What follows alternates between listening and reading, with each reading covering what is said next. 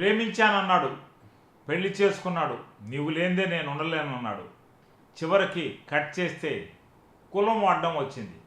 దీంతో నీవు నాకొద్దు, నీకు దిక్కున చోటు చెప్పుకోమని అమ్మాయిని వదిలేశాడు.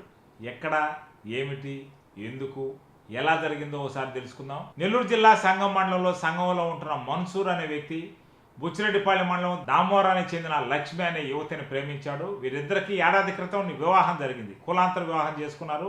కులాంతర వివాహం అనంతరం కొంతకాలం కాపురం సజావుగా జరిగింది. సజావుగా జరిగిన అనంతరం వీరికి కులం అడ్డం వచ్చింది. మన్సూర్ నీవు నాకు వద్దన్నాడు, తల్లిదండ్రులు మాట్లాడినాడు. దీంతో పలుసార్లు లక్ష్మి ప్రయత్నాలు చేసింది తనతో కాపురం చేయాలని. అయితే ఎటుకేళ్లకు కుదరకపోవడంతో లక్ష్మి మన్సూర్ ఇంటి ముందుకు వచ్చి కూర్చుంది. నిరసన తెలుపుతుంది. తన భర్త తనకు కావాలంటూ తాను కాపురం ఉంటానని తెలుపుతుంది. దీనిపై పెద్దలు, పోలీసులు ఎలా స్పందిస్తారో మరి వెయిట్ చూడాలి. మా ఆయన వస్తే ఆయన ఏం చెప్తాడో చూస్తాను. నాకు నిజంగా తెలియదు. నేను మామూలుగా సర్టిఫికేట్స్ కోసం వచ్చా ఇక్కడికి. అంటే మాది ఆల్రెడీ కేసు జరుగుతుంది పోలీస్ స్టేషన్లో. వాళ్ళు ఏమన్నారంటే, అమ్మ అబ్బాయితో ఏం కాంటాక్ట్ పెట్టుకోవద్దు అమ్మ, అబ్బాయి కొంచెం మైండ్ డిస్టర్బ్. అది కూడా లెటర్ రాసిండు. 2 months వరకు నా వైఫ్కి నాకు ఇంత టైం కావాలి, 2 months తర్వాత నేను నా వైఫ్ ఒక దగ్గర ఉంటామని రాసిండు. సో పోలీస్ వాళ్ళు కూడా దానికి యాక్సెప్ట్ చేసిండు. చేసి అమ్మ ఎందుకు, అబ్బాయి చిన్న వయసు కదా, ఇంకా కేసు గీస్ అంటే లైఫ్ స్పాయిల్ అవుతుంది, అది అబ్బాయికి అర్థం కావట్లేదు, వృత్తి ఇంత దూరం వచ్చింది కాబట్టి వెయిట్ చేద్దామంటే ఓకే అన్న.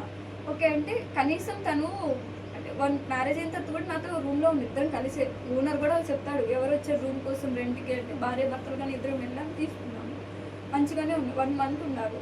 ఇంకా అంతే. మళ్ళీ ఏమంటే నేను ఉండను, నేను వెళ్ళిపోతా అన్నారు. ఓకే వెళ్ళు అన్న, నేను కూడా హ్యాపీగా. ఎందుకంటే నాకు మ్యారేజ్ అయింది, నా హస్బెండ్ ఎక్కడికి వెళ్తాడు, ఎప్పటికైనా నా దగ్గర కోసం నాకు నమ్మకం ఉంది. కానీ వెళ్ళిన తర్వాత నాకు కొన్ని డౌట్స్ వచ్చాయి, తన మీద అనుమానం అనేసి వచ్చింది నాకు. ఎందుకు ఉండదు, ఏ భార్యకైనా అనుమానం ఉంటుంది. ఒకటే చెప్పా, మార్నింగ్ నువ్వు ఆఫీస్కి వెళ్తావు, నేను ఆఫీస్కి వెళ్తా, నైట్ ఒకటే కదా రూమ్లో ఉంటాము, ఒక్కదాన్ని నేను ఉండలేను. మా ఊరు అయితే అన్నా నేను ఉంటానన్నా ధైర్యంగా, ఇది నా ఇల్లు అని ధైర్యంగా ఉంటా. బయట ఎక్కడో రెంట్కి తీసుకొని అక్కడ నేను ఒక్కదాన్ని నైట్ ఎలా స్టే చేయాలి. అందుకు ఒక చిన్న మాట అడిగాను, అట్లీస్ట్ నైట్ వచ్చి ఉండి వెళ్ళిపోండి, మీరు హాస్టల్లోనే ఉండండి అని చెప్పాను. సో తను దానికి కూడా యాక్సెప్ట్ చేయట్లేదు. ఎంతసేపు ఏంటంటే నువ్వు కేసు పెట్టావు, ఇట్లా పరుగు పోయింది అంటే, సో దీనికోసం మీద కదా టైం కావాలి అన్నామంటే, నాకు ఇంకా లైఫ్లో వద్దు అంటే నా పరిస్థితి ఏంది అన్నా. ఒక అమ్మాయిని తాకేటప్పుడు తెలీదా, పరుగు పోయింది ఊరికి అడుగు పెట్టినట్టు ఒక అమ్మాయిని తాకేటప్పుడు తెలీదా? అంత ఈజీ నా అబ్బాయికి, ఓహో వదిలేసుకుని వెళ్ళిపోద్ది, ఇంకొకరిని చేసుకుని. ఓకే చేస్తున్నారు, చాలా మంది అమ్మాయిలు అలాగే చేస్తున్నారు. కానీ అందరూ ఇట్లా వెళ్తే ఇంకేంది అక్కడ ఉండేది, అబ్బాయిలకి ఇంకా అదే కదా ప్లస్ పాయింట్. ఆయన పాటికి ఆయన వాడుకున్నాడు. నా తండ్రిని నువ్వు తీసుకెళ్ళి నీ కూతున్నా అంటే ఒకడు వాడుకున్న అమ్మాయిని తన తండ్రి తీసుకుని వెళ్ళాలా? నేను అంటే మా నాన్నకి సరిగ్గా పుట్టలేదు అంట. ఓకే నేను పుట్టలేదు కాబట్టి నేను ధైర్యంగా నిలబడ్డానా? చెప్పండి, నేను ధైర్యంగా నిలబడ్డానా? ఇప్పుడు ఇంత జరుగుతుంది కదా, ఎందుకు రావట్లేదు ఆ పర్సన్ ఇక్కడికి? తన తప్పు లేదు కదా, తప్పు లేకపోతే నీ ఊర్లో నువ్వు అడుగు పెట్టడానికి నాకు చెయ్యలేదు. చూడండి నాకు ఎవరు చేయలేదు. నేను ఇంకా ఎవరిని కూడా నేను నమ్మాలనుకోవట్లా. ఆయనంతటా ఆయన వచ్చి, అది మాత్రం సర్పంచ్ వాళ్ళు కూడా రావాలి, వచ్చి అందరూ ఆయన ఒకటి. అబ్బాయి జంప్ అయితే అమ్మాయి వెళ్ళి ఎక్కడ కూర్చోవాలి? నేను డైరెక్ట్ గా పోలీస్ స్టేషన్ కి వెళ్ళానా? లేదు, మా మామయ్య ఇంటికి వచ్చా. ఎందుకు వచ్చాను?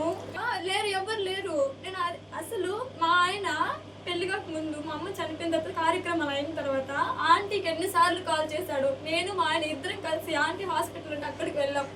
ఒకటే, పెళ్లి చేసుకుంటే చచ్చిపోతా, ఆ పిల్లని పెళ్లి చేసుకుంటే మేము చచ్చిపోతాం, మాకు వద్దు, మా కాస్ట్ ప్రాబ్లం ఉన్నాయంటేసి హాస్పిటల్కి రాలేదు అనుకో. నిన్ను ఇది కూడా మారుస్తున్నారా మీరు? నన్ను కిందనే ఉంటే మన్సూర్ పైకి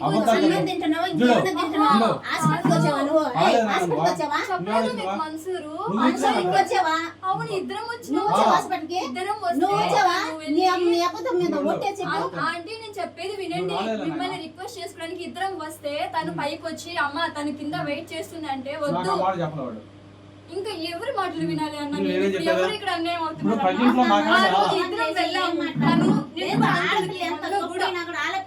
తోనే మాట్లాడుతుంది. ఇదే రాజ్యం అసలుకి. మొన్న కూడా అంకుల్ ఏమని ఎంత చెప్పారు? తొమ్మిది ఆడపిల్లతోనే ఆ మాట్లాడుతా. రోజు మేమిద్దరం వచ్చాం కదా అంకుల్ హాస్పిటల్ అమ్మ వచ్చారమ్మా అని ఒప్పుకున్నారు. ఇప్పుడు ఈ మాట మారుస్తున్నారు. ఏం చెప్పండి? అదే కదా చెప్తున్నాను నేను. నేను అదే చెప్తున్నాను. వాళ్ళకి మీరు కంప్లీట్ గా చెప్పనివ్వట్లేదు నన్ను. ఇద్దరం రిక్వెస్ట్ చేసుకోవాలనేసి వెళ్తే తను ఫస్ట్ వెళ్ళారు పైకి. నేను కింద వెయిట్ చేస్తున్న బండి దగ్గర. వాళ్ళ మమ్మీ వాళ్ళు అంటారంట వద్దు అమ్మాయిని రానివద్దు పైకి, మేము మాట్లాడే అమ్మాయితో చెప్పి పంపించేసినారు. తర్వాత చాలా సార్లు నా ముందు ఫోన్ చేసి అప్పుడు పరువు అయిపోయింది. అప్పటికి రిక్వెస్ట్ చేసుకుంటున్నాం మేము.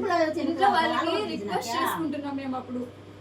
తర్వాత మళ్ళా బుచ్చికి వచ్చాము. మా నాన్న మా మామయ్య అందరూ వచ్చారు. మా నాన్న ఒకటే అడిగిండు, నాన్న మీ ఇంటికి వెళ్దాం నాన్న, మేము అడుగుతాం అమ్మాయి తరపున కదంటే మా ముందే మనుషులు వీళ్ళ మమ్మీకి కాల్ చేశారు. ఫోన్ చేసి అమ్మాయితో నేను 1 year నుంచి రూమ్లో ఉన్నానమ్మా, ప్లీజ్ అమ్మ ఒక అమ్మాయికి మోసం చేసినట్టు ఉంటుందమ్మా అంటే, ఆంటీ నేను విన్నాను ఆ రోజు స్పీకర్లో వద్దు అంటే వద్దు ఇదే మాట. బాగున్న మనిషిని ఎప్పుడు ఇలా చేంజ్ చేశారో, ఓకే చేంజ్ చేశారో ఏం చేశారో, నాకు పెళ్లి ఎక్కడ అయితే ఏంటి మ్యారేజ్ మీరు చేసుకోవచ్చు. ఎందుకు ఇన్ని మాటలు?